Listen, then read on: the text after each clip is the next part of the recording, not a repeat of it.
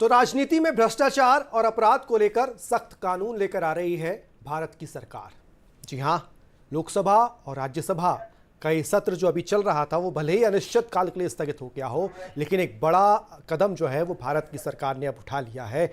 जो भी राजनीति में भ्रष्टाचार करने वाले लोग हैं, अपराधीकरण करने वाले लोग हैं, अगर वो जेल जाते हैं, जेल तो छोड़िए 30 दिन से ज़्यादा अगर हिरासत में रहते हैं तो उनका, चाहे वो भारत के प्रधानमंत्री हो, चाहे वो भारत के मुख्यमंत्री हो, किसी भी राज्य के, या फिर मंत्री हो, वो अपने पद से हट जाएंगे, हटा दिया जाएगा। ऐसा एक कानून भारत की सरकार लेकर आ रही है और लोकसभा में इसको पेश तो किया गया केंद्रीय गृह मंत्री अमित शाह के द्वारा, लेकिन हंगामा इतना रहा तो उसके बाद उसे विशेष समिति के पास भेज दिया गया है। किस तरीके का ये पूरा बिल है, सबसे पहले आपको वो दिखाते हैं, उस पर चर्चा करेंगे। सरकार चलाने के मंसूबों को साकार करना आसान नहीं होगा। इसी से जुड़े 3 विधेयक केंद्रीय गृह मंत्री अमित शाह ने लोकसभा में पेश किए। इनमें संविधान का 130वां संशोधन विधेयक 2025, केंद्र शासित प्रदेश सरकार संशोधन विधेयक 2025 और जम्मू और कश्मीर पुनर्गठन संशोधन विधेयक 2025 शामिल रहे। भारत के संविधान का संशोधन करने वाले विधेयक को पुनर्स्थापित करने की अनुमति दी जाए। महोदय, मैं प्रस्ताव करता हूं कि जम्मू कश्मीर पुनर्गठन अधिनियम 2019 का संशोधन करने वाले विधेयक को पुनर्स्थापित करने की अनुमति दी जाए। इससे पहले विपक्ष की ओर से गृह मंत्री अमित शाह द्वारा पेश किए गए विधेयक का कड़ा विरोध किया गया और कुछ सवाल भी विपक्षी सांसदों ने उठाए, जिस पर गृह मंत्री ने जवाब देते हुए कहा कि जब उन पर झूठे आरोप लगाए गए थे तो नैतिकता के आधार पर उन्होंने इस्तीफा तक दे दिया था और जब तक कोर्ट से उन्हें क्लीन चिट नहीं मिली उन्होंने कोई संवैधानिक पद ग्रहण नहीं किया था। मुझ पर झूठे आरोप लगाए तब अरेस्ट होने के पहले मैंने नैतिकता के मूल्यों का हवाला देकर इस्तीफा भी दिया और जब तक मैं कोर्ट से निर्देश नहीं हुआ कोई संविधान पद मैंने स्वीकार नहीं किया। इन विधेयकों की प्रस्तुति का उद्देश्य स्पष्ट था। यदि प्रधानमंत्री, केंद्रीय मंत्री, राज्य और केंद्र शासित प्रदेश के मुख्यमंत्री या मंत्री 5 वर्ष या उससे अधिक की सजा वाले अपराध में 30 दिन तक जेल या न्यायिक हिरासत में रहते हैं तो वे 31वें दिन अपने पद से अपने आप हटे हुए मान लिए जाएंगे या राष्ट्रपति या प्रधानमंत्री की सलाह पर उन्हें हटा दिया जाएगा। यह कानून अपराधीकरण को रोकने के लिए बड़ा और सख्त कदम है। राजनीतिक पदों पर बैठे अपराधी नेताओं का पद संभालना मुश्किल हो जाएगा। केंद्र शासित प्रदेशों की सरकारों में पारदर्शिता और जवाबदेही सुनिश्चित करना आसान होगा और वहीं जम्मू और कश्मीर प्रशासनिक ढांचे में सुधार और संवैधानिक प्रावधानों को भी यह विधेयक स्पष्ट करता है। बाद में तीनों विधेयकों को संसद की संयुक्त समिति को भेजे जाने का प्रस्ताव रखा गया, जिसे सदन में स्वीकार कर लिया गया। इस संयुक्त समिति में कुल 31 सदस्य होंगे, जिनमें 21 सदस्य लोकसभा से और 10 सदस्य राज्यसभा से होंगे। माननीय अध्यक्ष जी द्वारा नाम निर्दिष्ट किए जाने वाले इस सभा के 21 सदस्य और माननीय उपसभापति द्वारा नाम निर्दिष्ट किए जाने वाले राज्यसभा के 10 सदस्यों को मिलकर बनने वाली संयुक्त समिति को सौंपा जाए। जैसे ही विधेयक पेश किए गए, विपक्षी सांसदों ने सदन में तीखा विरोध शुरू कर दिया। अध्यक्ष महोदय, भारत का संविधान का जो मूलभूत ढांचा है वो ये कहता है कि कानून का राज होना चाहिए। ये बिल संविधान विरोधी, मूल अधिकार विरोधी, न्याय विरोधी, पुरजोर विरोध करता हूँ। कांग्रेस, टीएमसी सहित कई विपक्षी दलों के सांसदों द्वारा विधेयकों की कॉपी फाड़ने से सदन में माहौल पूरी तरीके से बदल गया। बीजेपी सांसदों ने विरोध प्रदर्शन को गुंडागर्दी करार देते हुए कहा कि इसकी जितनी निंदा की जाए उतनी कम है। उन्होंने स्पीकर को कार्रवाई करने की मांग की। जिस तरह से मतलब झगड़ा करने पे आमादा हो गए या गृहमंत्री के चेयर तक पहुंच करके जिस तरीके से किया, मतलब इसकी जितनी भर्त्सना की जाए, आज तो पूरी लोकतंत्र पे एक कुठाराघात है। आज लोकसभा में विपक्ष की जिस प्रकार की इनडिसिप्लिन दिखने को आई है बहुत ही निंदनीय है। 130वां संविधान संशोधन विधेयक भारतीय लोकतंत्र में एक नया अध्याय खोलता है, जिसमें भ्रष्टाचार और अपराध के खिलाफ सख्त कानून बनाकर सत्ता में बैठे लोगों की जवाबदेही सुनिश्चित की जाएगी। इस कानून से उम्मीद है कि राजनीति में पारदर्शिता और नैतिकता का स्तर बढ़ेगा और आम जनता का न्याय व्यवस्था पर विश्वास मजबूत होगा। नीरज सिंह और निशांत राय के साथ ऋषि कुमार, डीडी न्यूज, दिल्ली। अब हम आपको थोड़ा विस्तार से बताते हैं आखिर ये विधेयक किस तरीके का है और क्या क्या इसमें प्रावधान है। केंद्रीय गृह मंत्री अमित शाह ने बुधवार को लोकसभा में 3 महत्वपूर्ण विधेयक पेश किए, जिनमें संविधान संशोधन विधेयक भी शामिल है। यह विधेयक भ्रष्टाचार या गंभीर आपराधिक आरोपों में 30 दिनों से अधिक हिरासत में रहने वाले प्रधानमंत्री, मुख्यमंत्रियों और मंत्रियों को पद से हटाने का कानूनी ढांचा प्रदान करते हैं। संविधान 130वां संशोधन विधेयक 2025 गंभीर अपराधों जिसमें 5 वर्ष या अधिक कारावास होता है, उसके आरोप में 30 दिनों तक हिरासत में रहने वाले प्रधानमंत्री या मुख्यमंत्रियों को हटाने का प्रावधान करता है। इसका उद्देश्य संवैधानिक नैतिकता और सुशासन को गंभीर सुनिश्चित करना है। इसी के साथ जम्मू और कश्मीर पुनर्गठन संशोधन विधेयक 2025 कश्मीर पुनर्गठन अधिनियम 2019 की धारा 54 में संशोधन प्रस्तावित करता है। नई धारा 5A के तहत गंभीर अपराधों में 30 दिनों तक हिरासत में रहने वाले मंत्री को उपराज्यपाल द्वारा मुख्यमंत्री की सलाह पर 31वें दिन तक हटाया जाएगा। यदि सलाह नहीं मिलती तो मंत्री स्वतः पदमुक्त हो जाएगा। विधेयक में प्रावधान है कि यदि कोई मुख्यमंत्री गंभीर अपराध के आरोप में 30 दिनों तक हिरासत में रहता है तो उसे 31वें दिन तक त्यागपत्र देना होगा। ऐसा ना करने पर वो अगले दिन से पद पर नहीं रहेगा। पुनर्नियुक्ति की संभावना की बात करें तो हिरासत में रिहा होने पर उपराज्यपाल द्वारा मुख्यमंत्री या मंत्री को पुनर्नियुक्ति किया जा सकता है, जिससे भविष्यमुखी नियुक्तियों का रास्ता खुला रहेगा। केंद्र शासित प्रदेशों की सरकार संशोधन विधेयक 2025 में केंद्र शासित प्रदेशों में भी समान प्रावधान लागू करने का प्रयास करता है ताकि सुशासन और जनता का विश्वास बना रहे। इसका उद्देश्य यह है कि गंभीर अपराधों में लिप्त नेताओं के खिलाफ जवाबदेही सुनिश्चित करना और जनता का संवैधानिक विश्वास बनाए रखना है। संसद में हंगामे के चलते इस विधेयक को संयुक्त संसदीय समिति के पास भेज दिया गया है।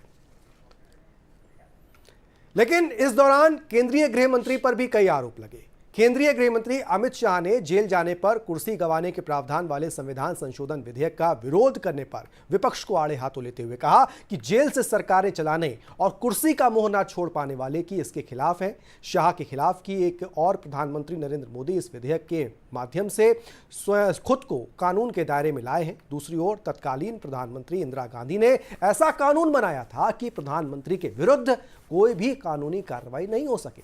उन्होंने लोकसभा में विपक्षी सदस्यों के विरोध के तरीके को भद्दा बताते हुए कहा कि आज विपक्ष जनता के बीच पूरी तरह से बेनकाब हुआ है।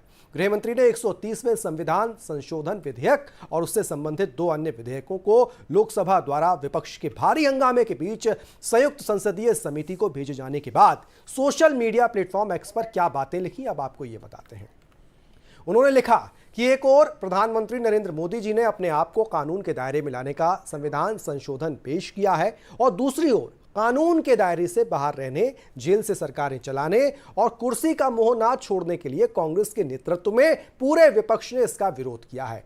उन्होंने कहा कि देश को वो समय भी याद है जब इसी महान सदन में तत्कालीन प्रधानमंत्री इंदिरा गांधी ने संविधान संशोधन संख्या 39 के से प्रधानमंत्री को ऐसा विशेषाधिकार दिया कि प्रधानमंत्री के विरुद्ध कोई भी कानूनी कार्रवाई नहीं हो सकती थी। उन्होंने कहा, एक तरफ यह कांग्रेस की कार्य संस्कृति और उनकी नीति है कि वे प्रधानमंत्री को संविधान संशोधन करके कानून से ऊपर करते हैं, जबकि दूसरी तरफ भारतीय जनता पार्टी की नीति है कि हम हमारी सरकार के प्रधानमंत्री, मंत्री, मुख्यमंत्रियों को ही कानून के दायरे में ला रहे हैं। गृह मंत्री ने कहा कि देश में राजनीतिक भ्रष्टाचार के विरुद्ध मोदी सरकार की प्रतिबद्धता और जनता के आक्रोश को देखकर आज उन्होंने संसद में लोकसभा अध्यक्ष की सहमति से संवैधानिक संशोधन विधेयक पेश किया, जिससे महत्वपूर्ण संवैधानिक पद जैसे प्रधानमंत्री, मुख्यमंत्री, केंद्र और राज्य सरकार के मंत्री जेल में रहते हुए सरकार ना चला पाए। उन्होंने यह भी कहा कि इन विधेयकों का उद्देश्य सार्वजनिक जीवन में गिरते जा रहे नैतिकता के स्तर को ऊपर उठाना और राजनीति में शुचिता लाना है। शाह ने कहा कि आज सदन में कांग्रेस के एक नेता ने उनके बारे में व्यक्तिगत टिप्पणी की, जब मुझे गिरफ्तार कराया गया था तब मैंने इस्तीफा नहीं दिया, ये कहा गया।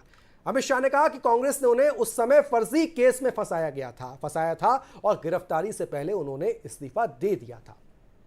गृह मंत्री ने यह भी कहा कि मैं कांग्रेस को याद दिलाना चाहता हूं कि मैंने गिरफ्तार होने से पहले ही इस्तीफा दे दिया था और जमानत पर बाहर आने के बाद भी जब तक मैं अदालत से पूरी तरह निर्दोष साबित नहीं हुआ तब तक मैंने कोई संवैधानिक पद नहीं लिया था। उन्होंने कहा कि उनके ऊपर लगाए गए फर्जी मुकदमे को अदालत ने यह कहते हुए खारिज किया कि मामला राजनीतिक प्रतिशोध की भावना से प्रेरित है। गृह मंत्री ने भाजपा के नेता लालकृष्ण आडवाणी के विरुद्ध आरोप लगने पर संसद से इस्तीफा दे दिया था। अमित शाह ने कहा कि भाजपा और राजग हमेशा से सार्वजनिक जीवन में नैतिक मूल्यों के पक्षधर रहे हैं। दूसरी ओर इंदिरा गांधी द्वारा शुरू की गई नैतिक परंपरा को कांग्रेस पार्टी आज भी आगे बढ़ा रही है। उन्होंने कहा कि लालू प्रसाद यादव को बचाने के लिए कांग्रेस पार्टी एक अध्यादेश लाई थी जिसका उस समय श्री गांधी ने विरोध किया था। आज वो ही श्री गांधी पटना के गांधी मैदान में लालू जी को गले लगा रहे हैं। विपक्ष का यह दोहरा चरित्र जनता भली भांति समझ चुकी है। उन्होंने यह भी कहा कि विधेयक समीक्षा के लिए संयुक्त संसदीय समिति के समक्ष रखा जाएगा जहां इस पर गहन चर्चा होगी। फिर भी सभी प्रकार की शर्म और हया छोड़कर भ्रष्टाचारियों को बचाने के लिए कांग्रेस के नेतृत्व में पूरा इंडिया गठबंधन एकत्रित होकर इसका भद्दे व्यवहार से विरोध कर रहा था। शाह ने विधेयक के प्रावधानों के बारे में कहा कि कोई भी व्यक्ति गिरफ्तार होकर जेल से प्रधानमंत्री, मुख्यमंत्री, केंद्र या राज्य सरकारों के मंत्री के रूप में शासन नहीं चला सकता। उन्होंने कहा कि संविधान जब बना तब हमारे संविधान निर्माताओं ने यह कल्पना भी नहीं की थी कि भविष्य में ऐसे राजनीतिक व्यक्ति भी आएंगे जो हिरासत में लिए जाने से पहले नैतिक मूल्यों पर इस्तीफा नहीं देंगे। विगत कुछ वर्षों में देश में ऐसी आश्चर्यजनक स्थिति उत्पन्न हुई कि मुख्यमंत्री या मंत्री बिना इस्तीफा दिए जेल से अनैतिक रूप से सरकार चलाते रहे। उन्होंने कहा कि अब देश की जनता को यह तय करना पड़ेगा कि क्या जेल में रहकर किसी मंत्री, मुख्यमंत्री या प्रधानमंत्री द्वारा सरकार चलाना उचित है या नहीं। तो ये बात भारत के गृह मंत्री अमित शाह ने कही। कब कही? जब उन पर संसद में आरोप लगाए गए और उन आरोपों को किस तरीके से उन्होंने जवाब दिया सोशल मीडिया प्लेटफॉर्म एक्स पर, और उसके बाद विपक्ष पर भी कई जो है वो हमले किए उन्होंने। इस मुद्दे पर आज बहुत गहनता से चर्चा करेंगे। हमारे साथ दो बहुत खास मेहमान जुड़े हुए हैं। वरिष्ठ पत्रकार शिरीष मिश्रा जी हमारे साथ जुड़े हुए रायपुर से। शिरीष जी, स्वागत करते हैं एक बार फिर आपका हमारे साथ इस चर्चा में शामिल होने के लिए। अनुराग श्रीवास्तव जी जुड़े हैं स्टूडियो से, वरिष्ठ पत्रकार। अनुराग जी, आपका भी बहुत बहुत स्वागत करते हैं। शिरीष जी, सबसे पहले आप ही के पास आऊंगा। सर, जिस उद्देश्य के साथ इस बिल को लाया गया है, इस विधेयक को लाया गया है, हमने देखा हाल ही में कई राज्यों के मुख्यमंत्री जेल में रहे, जेल से सत्ता चलाते रहे, मंत्री जेल में रहे, सत्ता चलाते रहे, लेकिन क्या मंशा? प्रधानमंत्री ने तो खुद अपने आप को भी इसके दायरे में ला दिया।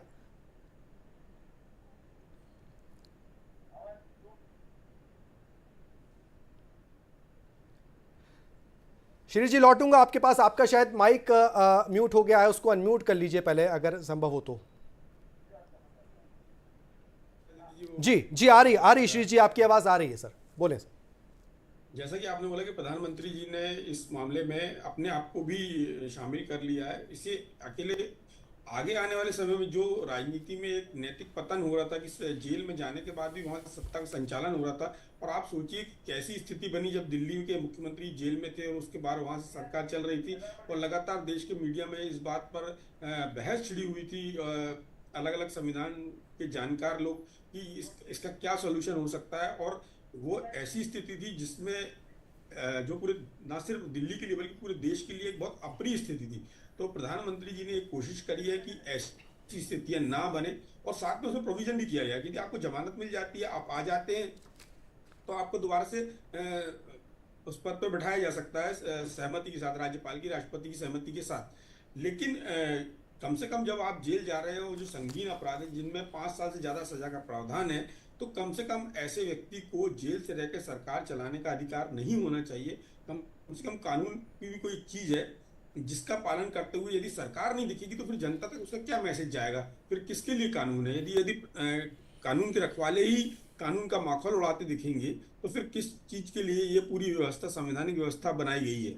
जी अनुराग जी, आपको लगता है कि भारत में राजनीति को लेकर जो एक दृष्टिकोण है युवाओं का, खासतौर से भारत के नागरिकों का खासतौर से, कई बार बहुत अच्छी नज़रिए से नहीं देखते हैं, लेकिन हालांकि पिछले कुछ समयों में अगर देखें तो कई बार कुछ लोगों का नज़रिया बदला भी, लेकिन कई बार आपराधिक अपराध करने वाले लोग जो हैं, चाहे वो नेता हों, राजनेता हों, भ्रष्टाचार करने वाले लोग जो हैं, वो संसद में, राज्यों में मुख्यमंत्री मंत्री पदों पर नज़र आते हैं और बने रहते हैं, जैसे कहें कि बेशर्मी के साथ बने रहते हैं। आपको लगता है कि राजनीति की एक तस्वीर बदलेगी, एक स्वच्छ और अच्छी तस्वीर जो है वो आने वाली पीढ़ी को अब देखने को मिल सकती है इस कदम से?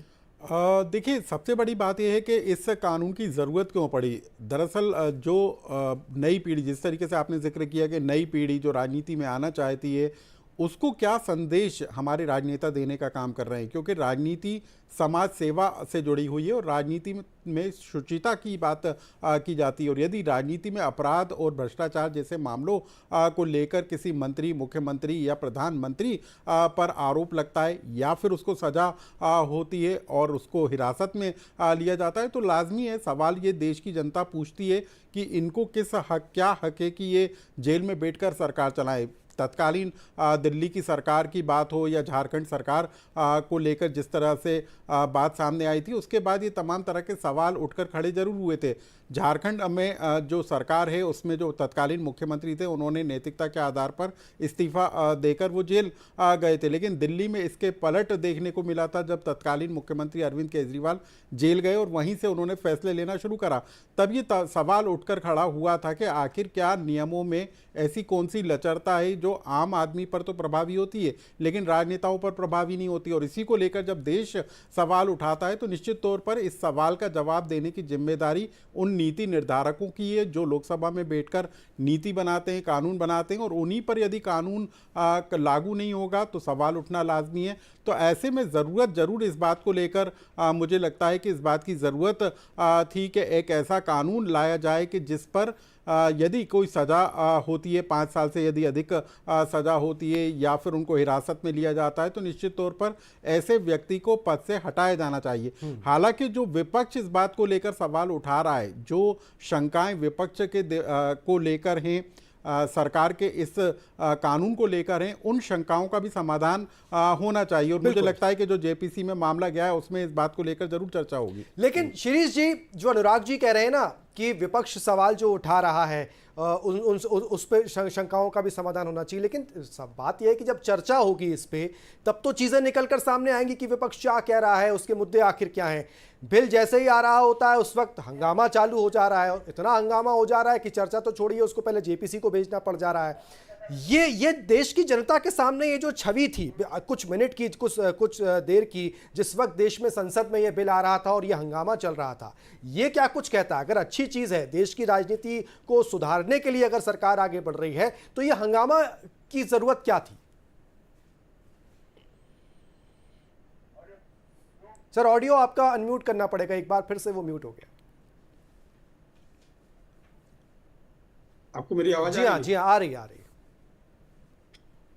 आदित्य जी, इसके 2 एस्पेक्ट हैं। पहला एस्पेक्ट तो ये है कि कानून में जो कानून बनाने वाले थे उस समय जिन्होंने संविधान बनाया उनको ये इस बात का अंदाज नहीं था कि कभी ऐसी स्थिति भी आ सकती है कि कोई राजनेता जेल जाए और इस्तीफा ना दे और वहां से सरकार चलाए।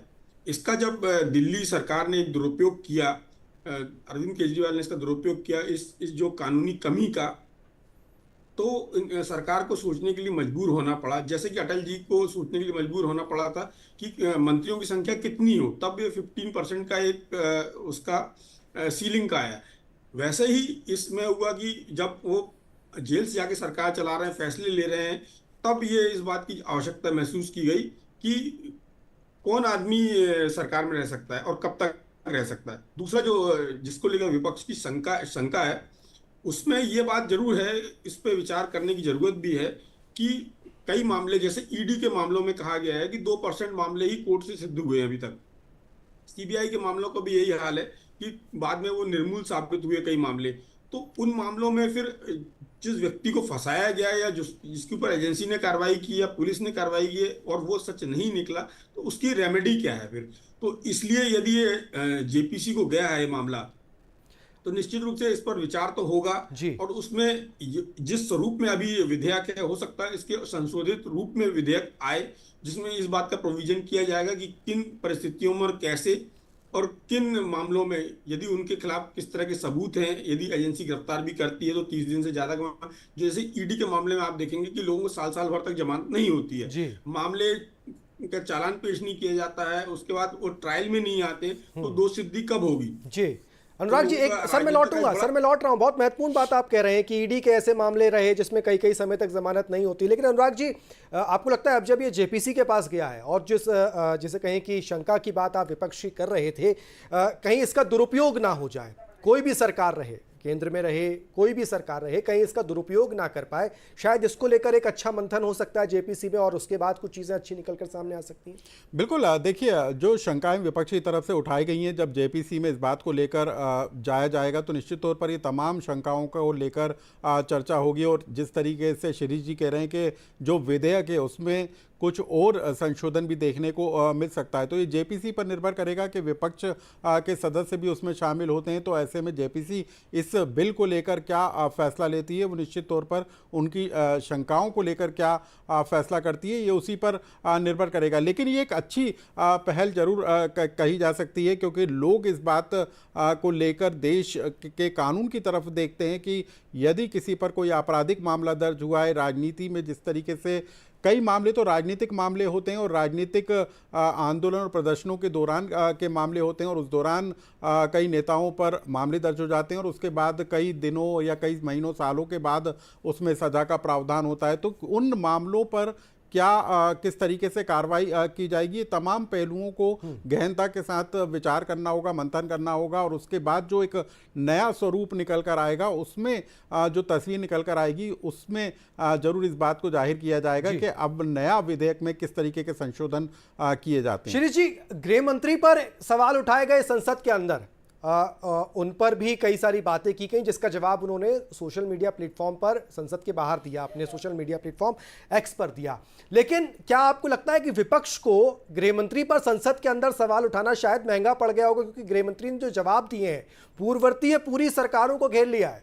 विपक्ष के जो आज बड़े नेता हैं, कई विपक्षी बड़े दल हैं, वो भी उनको भी लपेटे में ले लिया है। कहीं महंगा तो नहीं पड़ गया विपक्ष को उनका नाम लेना, उन पर आरोप लगाना पार्लियामेंट के अंदर? से महंगा तो पड़ा है, क्योंकि अमित शाह जी पूरी तैयारी के साथ बोलते हैं। आप जब भी उनका भाषण संसद के अंदर सुने, लोकसभा में, राज्यसभा में, या फिर वो जब भी पब्लिक मीटिंग में होते हैं, वो बातें तथ्यों के साथ करते हैं, डेट और टाइम के साथ करते हैं, उसके बगैर वो बात नहीं करते हैं। लेकिन विपक्ष की जिन लोगों ने भी ये मुद्दे को उठाया, वो इसमें खुद फंस गए कि किस तरह से उनकी सरकारों के बारे में, उनके टाइम किस तरह की चीजें हुई, उन्होंने सब चीजों को सामने रख दिया। लेकिन मैं बार बार जो इस मामले से एक बात और उठ के आती है कि यदि इस स्वरूप में ही यदि ये विधेयक पारित हो जाएगा, तो फिर ऐसे में अदालतों की भी का हस्तक्षेप या उनकी भूमिका बढ़ जाएगी। जैसे अभी ईडी के मामलों में लंबे समय तक लोगों को जमानत नहीं मिलती, तो फिर उसके लिए भी शायद एक मैकेनिज्म बनाया जाएगा, ताकि ये मामले कितनी जल्दी ट्रायल में आते हैं और कितनी जल्दी इन मामलों पे जमानत दी जा सकती है, उसका भी फिर एक प्रोविजन किया जाएगा। लेकिन जो आपने अमित शाह जी वाली बात बोली, उसमें साफ तौर पे ये दिखाई देता है कि विपक्ष ने बिना तैयारी के उनके ऊपर आरोप लगाया, जबकि उनको मालूम था कि वो कोर्ट से उनको दोष मुक्त कर दिया गया कोर्ट से। ऐसे समय में उनको इस तरह का आरोप नहीं लगाना चाहिए था। यदि वो केस चल रहा होता तो भी ये आरोप प्रासंगिक हो सकता था। अनुराग जी, इस देश में जिसका आपने शुरुआत में ही कहा कि दिल्ली में गलत प्रैक्टिस चालू हुई, जिसके बाद इसकी एक बहुत ज़रूरत दिखाई देने लगी। दिल्ली की तो वो सरकार थी जिसने जन लोकपाल को लेकर एक बड़ा आंदोलन छेड़ा, और उनकी सरकार भी आ गई, लेकिन उसके बाद उस जन लोकपाल पर कुछ बहुत चीज़ें देखने को नहीं मिली। और यहाँ प्रधानमंत्री ने एक ऐसा कानून लाया जिसमें वो खुद भी अपने आप को शामिल कर लेते हैं। ऐसे में एक दोहरा चरित्र जो है राजनीति का, राजनेताओं का, राजनीतिक दलों का, विपक्ष का, क्या ये भी एक्सपोज हुआ है आज? बिल्कुल, देखिए सवाल इस बात को लेकर था कि इस तरह की व्यवस्था को पहले लागू क्यों नहीं किया गया। आखिर प्रधानमंत्री जैसे पद को इस तरह की व्यवस्था से बाहर क्यों रखा गया, इंदिरा गांधी के समय इस व्यवस्था को बाहर क्यों रखा गया। लेकिन ये भी देखने वाली बात है कि इससे पहले यदि किसी तरह के आपराधिक मामलों को लेकर कोई घिरता था या उस पर सजा का प्रावधान होता था, तो कई बार जो मंत्री थे, मुख्यमंत्री रहे हैं, वो नैतिकता के आधार पर इस्तीफा देकर जाते थे, और उसके बाद यदि उनको दोष मुक्त कर दिया जाता था या फिर जमानत मिल जाती थी तो वो दोबारा उस पद पर आसीन भी हो जाते थे। लेकिन अभी जिस तरह की व्यवस्था देखने यानी आप ये कह रहे हैं कि नैतिकता का पतन हो गया है राजनीति में, जिस वजह से जरूरत पड़ गई है। बिल्कुल बिल्कुल साफ तौर पर देखिए, बीते सालों में जिस तरह की तस्वीरें सामने निकल कर आई उसमें ये साफ तौर पर नजर आया कि अपने व्यक्तिगत फायदे के लिए जो है राजनीति का इस्तेमाल किया गया, और उसी को लेकर पूरे देश ने सवाल भी पूछा कि ये किस तरह की व्यवस्था है कि आम आदमी पर अलग कानून लागू होता है और राजनेताओं पर अलग तरह का कानून लागू होता है। सवाल इस बात को लेकर भी है कि जिनको जनता निर्वाचित करके लोकसभा या विधानसभा में भेजती है तो क्या उन पर इस तरह के कानून का पालन नहीं होना चाहिए, क्या उन पर ये सब लागू नहीं होना चाहिए, तमाम तरह के सवाल उठते सवाल है। मैं लौटूंगा शिरीष जी, एक आखिरी सवाल अंत में, एक छोटा सा नोट आपका, क्या इससे वर्तमान में जो राजनीतिक लोग हैं, नेता हैं, उनके अंदर भी एक डर पैदा होगा जब ये लागू हो जाएगा तो? आदित्य जी, मैं आपके सवाल का जवाब दूंगा, लेकिन मैं अनुराग जी की बात को आगे बढ़ाऊंगा थोड़ी सी, कि उन्होंने बोला जो आम आदमी, जब किसी आप देखते हैं जैसे कोई सरकारी अधिकारी ट्रैप होता है या वो जेल जाता है, 24 घंटे बाद उसको सस्पेंड कर दिया जाता है, और यदि वो जेल में एक निश्चित समय बाद रहता है तो उसको टर्मिनेट कर दिया जाता है। लेकिन ये व्यवस्था राजनेताओं पर लागू नहीं थी। ये अरविंद केजरीवाल जी ने जेल में जाके सरकार चला के दिखा दिया कि कानून की एक कमी है, इस कारण ये जो व्यवस्था लाई गई, ये विधेयक लाया गया, इसलिए उसकी जरूरत पड़ी। और आपका जो सवाल है कि इससे डर बनेगा, निश्चित रूप से डर बनेगा, क्योंकि अरविंद केजरीवाल जी ने राजनीतिक जिसको बोलना चाहिए कि सीमा लांघ गए। आज तक जो बड़े लालू यादव भी थे, उनके ऊपर आरोप लगा तो वो त्यागपत्र देखकर जेल गए, उन्होंने जेल सरकार नहीं चलाई, उन्होंने उसके बदले भले अपनी पत्नी को बनाया। इसी तरह हेमंत सोरेन जेल गए तो उन्होंने चंपई सोरेन को बनाया, लेकिन उन्होंने जेल से सरकार नहीं चलाई। अरविंद केजरीवाल जी ने जो सीमा लांघी, उसके कारण केंद्र सरकार को इसकी जरूरत पड़ी, और ये कानून एक नजीर बनेगा जिसके कारण राजनेता ऐसी भ्रष्टता करने की जरूरत भी नहीं करेंगे, डरेंगे, और देश की राजनीति की तस्वीर जो है वो सुधरेगी। फिलहाल हमारे पास टाइम इतना ही है। शिरीष जी, बहुत बहुत शुक्रिया करेंगे आपका रायपुर से हमारे साथ जुड़ने के लिए इस पूरे कार्यक्रम में। अनुराग जी, आपका बहुत बहुत शुक्रिया करेंगे हमारे साथ इस पूरे कार्यक्रम में जुड़ने के लिए। फिलहाल इस कार्यक्रम में इतना ही, दीजिए इजाजत, नमस्कार।